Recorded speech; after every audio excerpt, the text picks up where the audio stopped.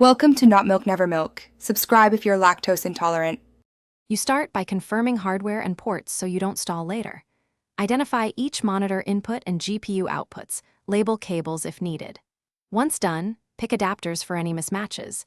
Display port to HDMI, USB-C to DP, because passive adapters may limit resolution. Make sure monitor stands and power capacity are ready. Trading setups demand stability. You should also check Windows or Mac OS display limits now, since software restrictions often matter just as much as physical ports. Now you connect monitors sequentially and configure them in the OS. Plug the first display directly to the GPU, power it, then add the next. Use a DisplayPort hub or MSD daisy chain if supported, because that preserves bandwidth.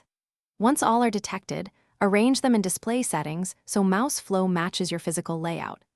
Adjust scaling and refresh rate to match each screen's native specs, and set your main trading monitor as primary for alerts. Make sure drivers are up to date.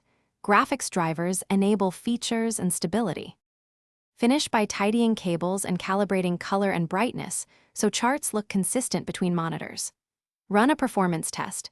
Open multiple trading windows, streams, and indicators to confirm GPU and CPU handle the load. If lag appears, reduce resolution or refresh rates. If a screen is blank or flickers, update graphics drivers, swap ports, or replace adapters. Bandwidth limits often cause problems, as do passive adapters. Finally, save your display layout profile, and you'll be ready to trade across multiple monitors with Thanks for watching. If this was helpful, leave a like and consider subscribing. See you next time.